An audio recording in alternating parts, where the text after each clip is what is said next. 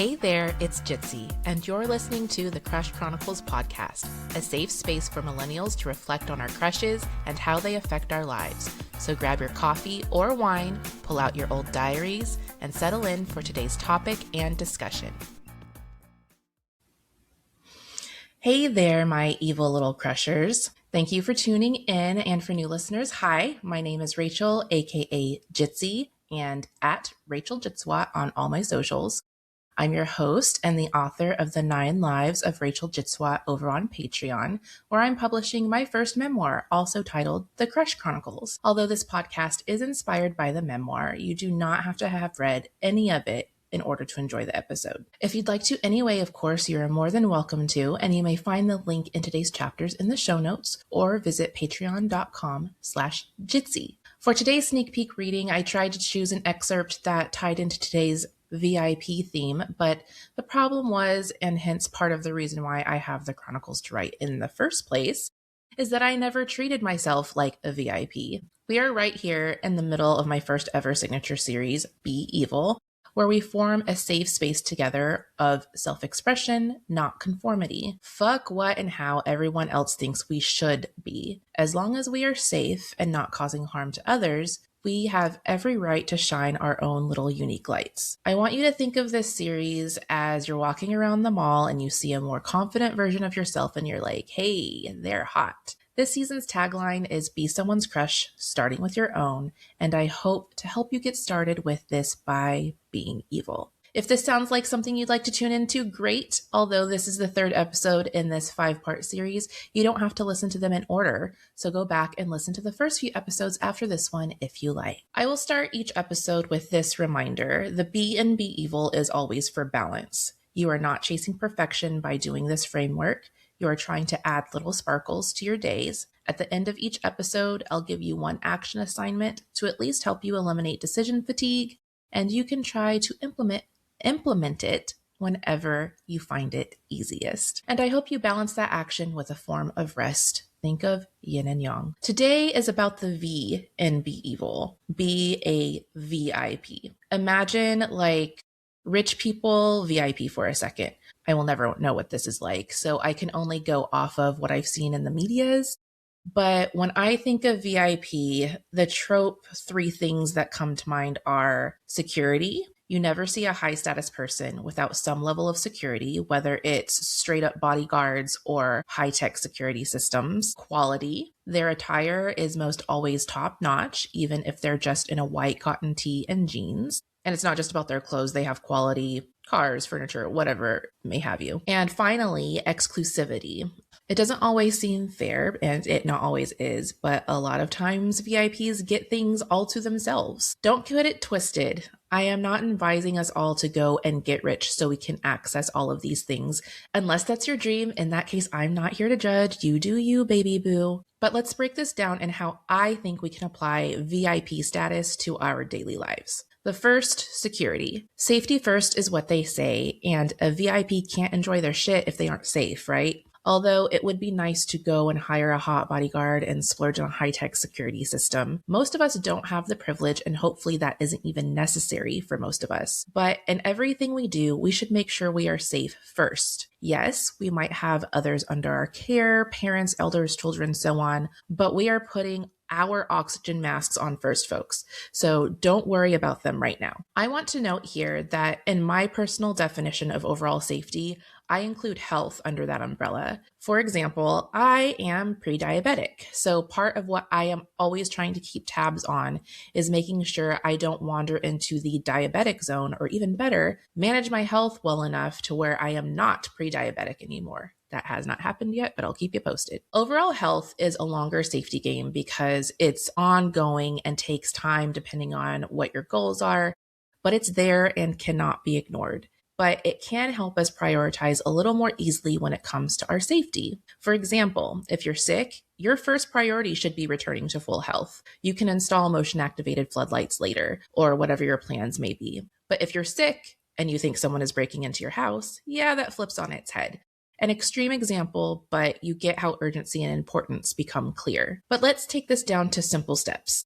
In the car, lock your doors. Make sure you have at least half a tank of gas. which I know is hard nowadays, but and get your car regularly maintained. Also hard nowadays, but we got to do what we got to try to do. If you take public transportation, make sure your phone is fully charged before you leave the house. Have a backup power bank if you need, and at least 2 forms of payment with you at all times. I know a lot of us, myself included, rely on Apple Pay or Google Pay or just tapping our phones, but what if you drop your phone, it breaks or something? Make sure you have at minimum cash. I know that's harder for a lot of us, or at least your debit card on hand. At home, lock your doors and windows, give a spare key to someone you trust, and make sure you have functioning smoke alarms and CO2 detectors. On your person, figure out what your top priority may be for your mental health, for your physical health, and for your spiritual health. Pick one of those and go, and as you conquer one, or at least get it to a maintainable rhythm, move on to the next. The second one is to impress yourself. No matter how you slice it, I think we all get rather impressed in some way with any sort of VIP status. For me, it's usually how clean everything is, which I'm aware usually comes with some money and privilege. But I'm like, why is being clean so special? Why can't everywhere be clean? That's my type A speaking.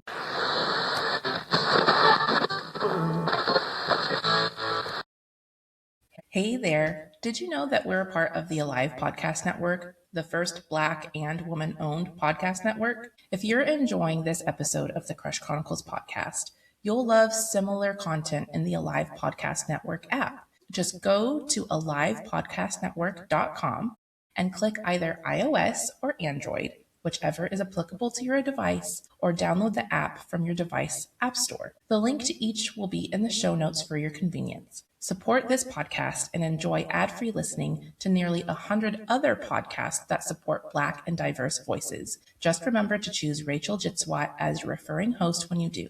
Now, back to the show.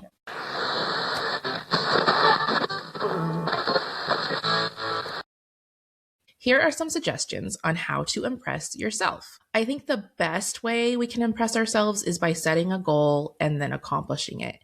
I know this is easier said than done. Take it from somebody who sets many goals and almost never accomplishes them, but maybe we can start with something small. So I'm a writer, so maybe I get a small goal of writing 100 words by the end of the day. And when I accomplish it, I will feel good. And yes, make sure you tell yourself when and not if. VIPs accept nothing less than the shit actually getting done. So talk to yourself like the shit's gonna get done. Another suggestion would be to dress to impress yourself, not others. Mix and match your wardrobe to create a new outfit. If you're able, get your clothes tailored to better fit you. Again, I know it's hard because that costs money, but as a 5'3" woman, hemming pants is like half my life. Wear your punchiest lip gloss or polish your shoes. Or for a more whimsical approach, bound as a character from the cover of your favorite romance book or from something you saw on Pinterest, or even just use Pinterest for inspiration. And if you don't know what bounding is, I think it started with Disney bounding. It's basically where you just take something from your closet and you color coordinate and style coordinate to match one of your favorite characters. Anyway, whatever it is, start small, and even just adding like a bright color of lipstick to your day can really like punctuate the look of your lips. Last would be to go for quality.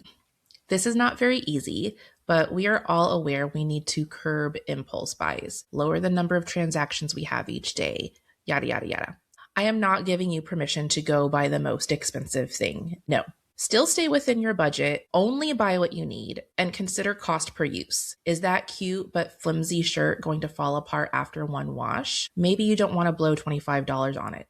That wouldn't impress yourself. And the final thing I want to say as a suggestion on to be your own VIP is be exclusive. How many times have we gone up to some place or something we thought looked cool or heard about, and we've been told, oh, that's only for VIPs, or no, that's for first class, or that's just for rewards members, or whatever it is.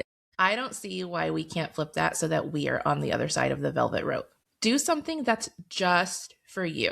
No one else. Maybe you like hiking and there's a secret path you found that has a gorgeous view at the end. Pick a low traffic time and go have a moment just for you. If your hiking buddy wants to tag along, say no, sorry, this is just for the VIP. Unless you want to, VIPs can always get someone in that's not on the list, right? Or maybe there's a special meal you will only make for yourself. I'm the only one in my household with a gluten sensitivity, so I already kind of do this by default, but I have a couple of dishes on rotation for myself that I would never be able to serve my family of picky eaters, which is fine because it's just for me, the VIP. A more spiritual way of being a VIP is something a lot of people do already, and that's writing in a journal or diary.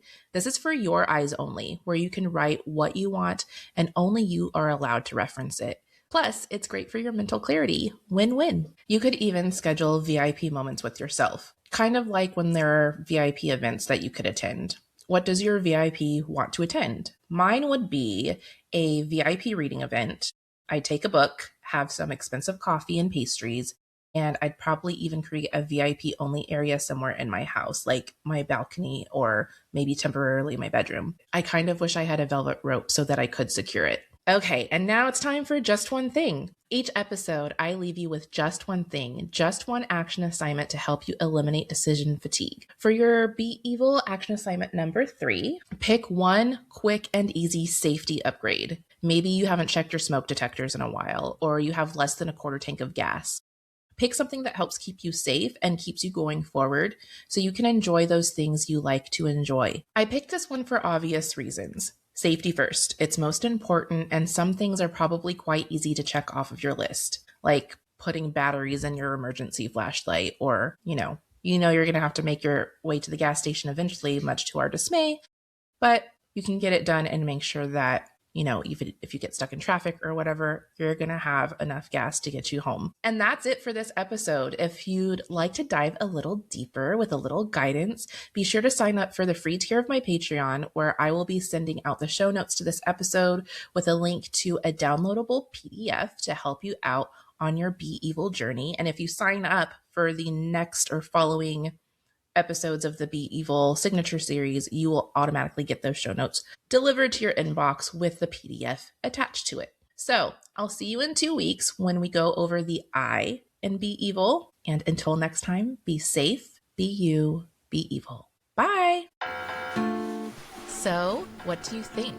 How do you feel? If you like this episode and would like to hear another, download the Alive Podcast app, where you can find our archive of audio episodes and discover hundreds of shows featuring Black and diverse voices on the first Black and woman-owned network. If you upgrade to ad-free, please remember to select Rachel Jitsawat as your referring host. The Crush Chronicles podcast is produced by me, Rachel Jitsawat. The music is by Musictown, and the sound effects are by Pixabay. Thank you for listening, and until next time, remember to be somebody's crush, starting with your own.